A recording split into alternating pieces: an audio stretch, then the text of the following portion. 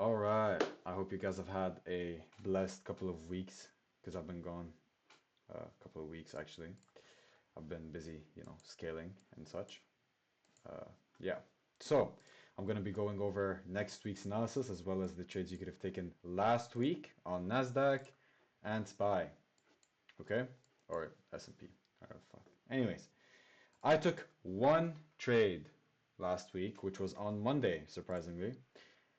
Now, what was I looking at? It was on Nasdaq. What was I looking at? I was looking at the following. So the idea behind my charting last week was the following. So this is Friday's candle, and I was charting during the weekend, so around this time, right? What was I looking at? So on the weekly, I saw that we had an all-time high sweep. After a very high time frame sweep, you need to look for a high time frame market structure shift. So I was looking at this array, which was a daily fair value gap, as well as this one and this one. So I was like, okay, could correct up into this and then reverse or this or that. And ideally, I would have loved to take these arrays, but market conditions and such, it corrected into this one and expanded.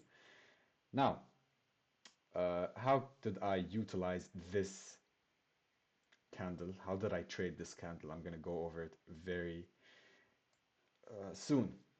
Now, the thought process behind charting something like this, you need to have a bias.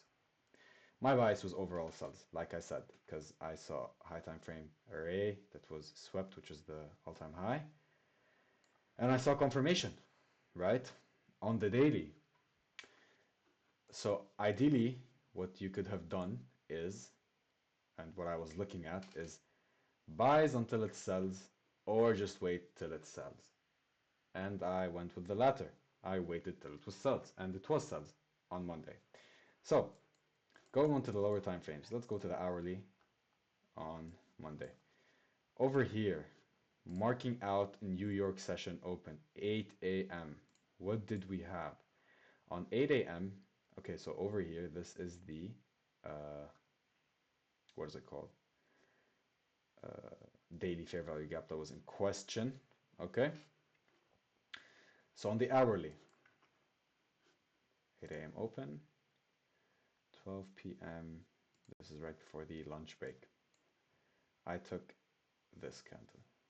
Sorry, I sold from here, this whole candle, and I'll explain why. Now, it was a 1-minute setup in my case. A 5-minute setup presented itself, but I was looking for a 1-minute setup, which was the following. Now, going on to the 15-minute, I marked out the most recent liquidity that was engineered right before New York. What happened during this? On SPY, Monday, Monday, Monday, Monday, Monday, Monday, Monday, Monday, Monday, Monday, 8, there we go, Monday. See? Okay. Over here.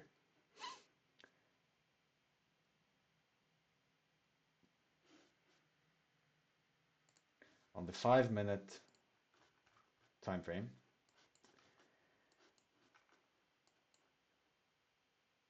NY open, one up, swept, boom, displacement. On the 5-minute, what did we have? We had this fair value gap and this market structure shift, okay? And this would have been a possible entry, but I didn't take this. I took it a lot sooner. I'll explain why.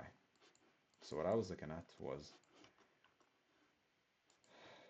this sweep. After the sweep, let's lock this. Where's the undo button? Lock, okay. So this sweep, it actually birthed an inverse fair value gap as well as a regular fair value gap. After I saw this, that was my confirmation, okay? And I entered here and I sold for a 125, I think. 126 almost. Yeah, a 126 R. This was a very, very, very nice print. It was a beautiful print, very predictable, very nice. Um, Stop loss placement obviously above the highs, post sweep, okay? And take profit was, I think, just this hourly imbalance. I would have targeted Asia lows here, okay? But I don't know, I was looking for something a little more. Or previous daily low would have been possible too, because, you know, it fucking swept it. But I was looking for more short term and intraday. I didn't leave any runners. I just took my profits and left. Uh, so if you want to recreate the same scheme on SPY, what did we have on SPY? On SPY, during New York Open, we had something called SMT divergence. What is SMT?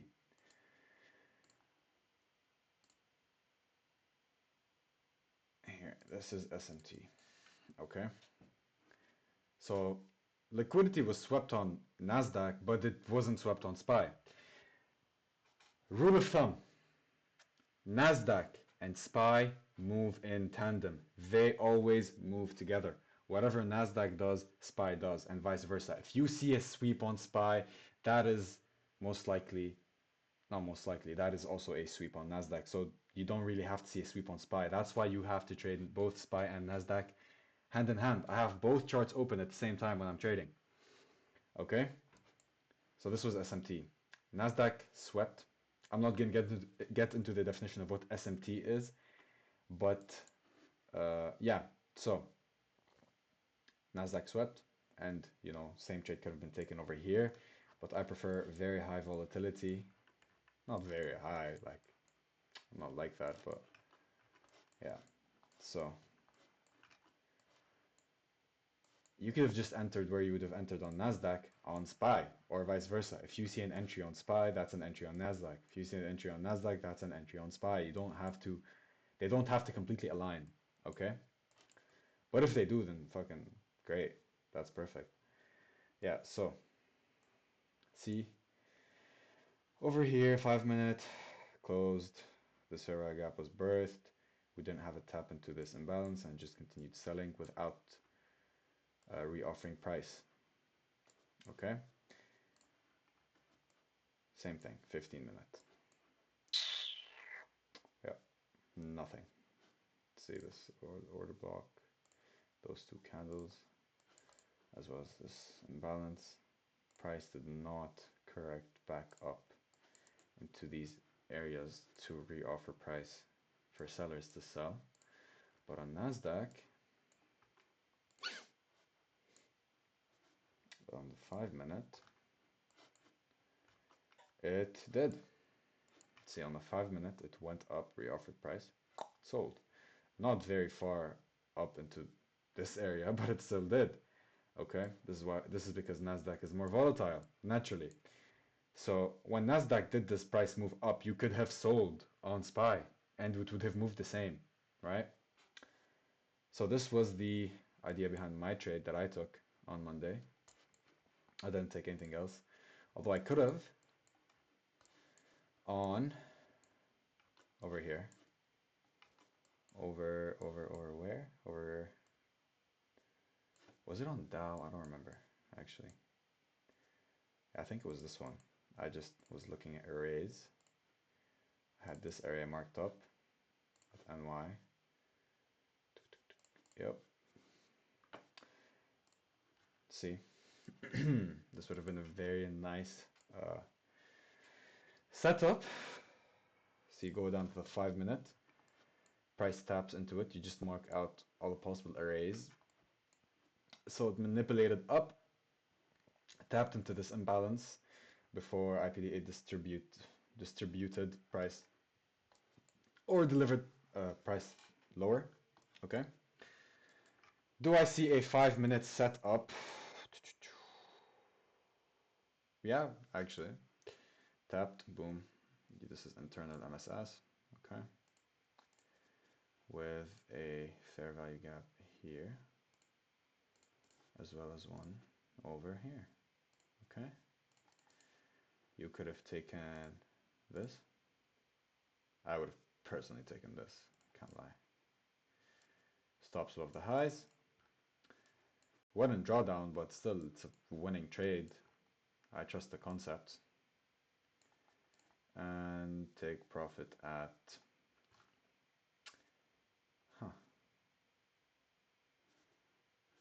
maybe, I don't know. I have no idea. I think I would have just probably here, because just trend line liquidity, right? I think I would have put it here. I would have liked to see this whole trend line just fucking swept completely and utterly, all before lunch break. All right, lunch break, which is between 12 to 1 p.m. New York time. And that is what it did. Let's mark out this low. Oh, well, it swept it during lunch. Sorry, no, swept it during PM session, actually. Yeah, right after lunch, just consolidated a bit during lunch. And yeah, that was a fucking winner, right?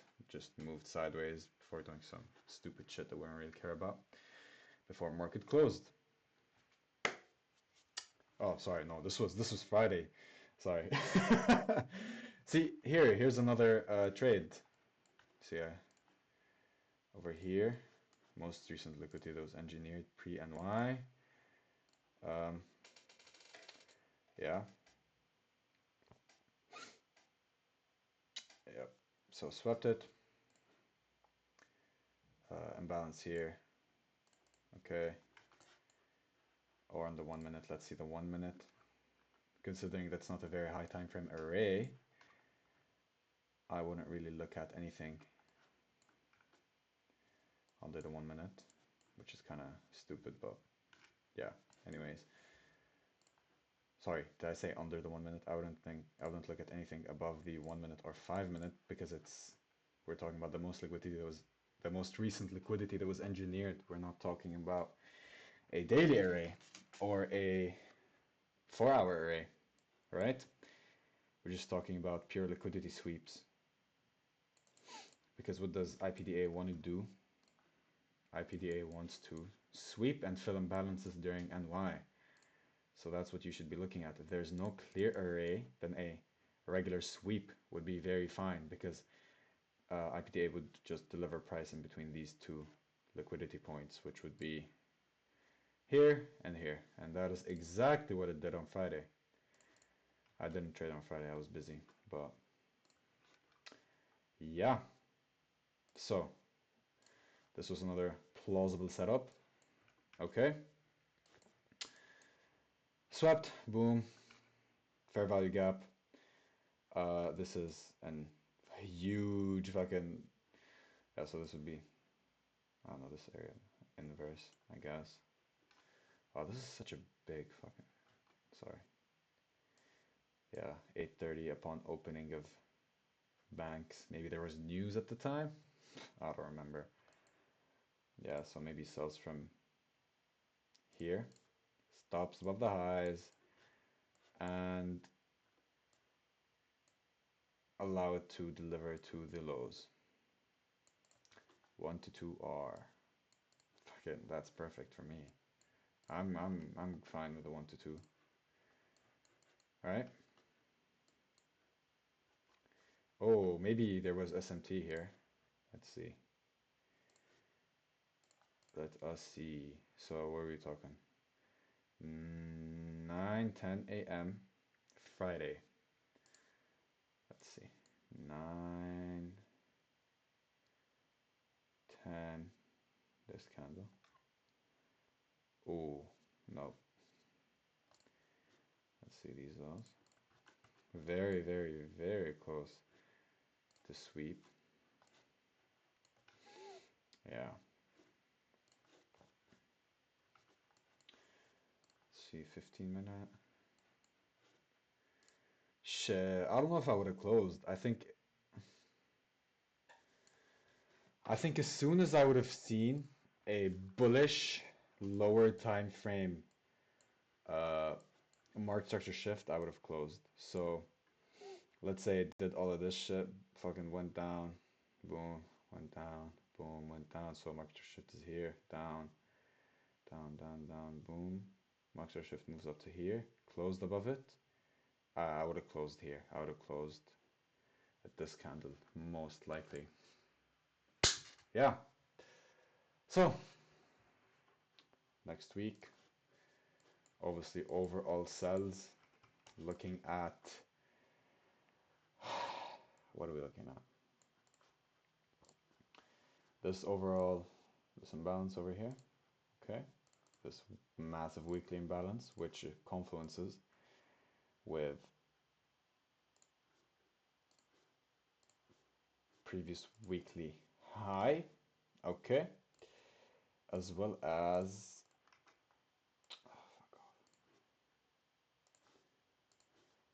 previous weekly high, as well as this imbalance, okay? And this order block on the daily.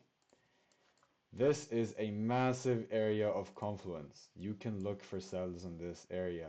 This is not financial advice. This is just, what do they call it? Uh, this is merely an opinion based on general knowledge and research. Always consult with a financial advisor before making any investment decisions. Okay? Or decision. The fuck's that sound? Yeah. So, have a blessed next week. Okay? Stay safe and stay blessed.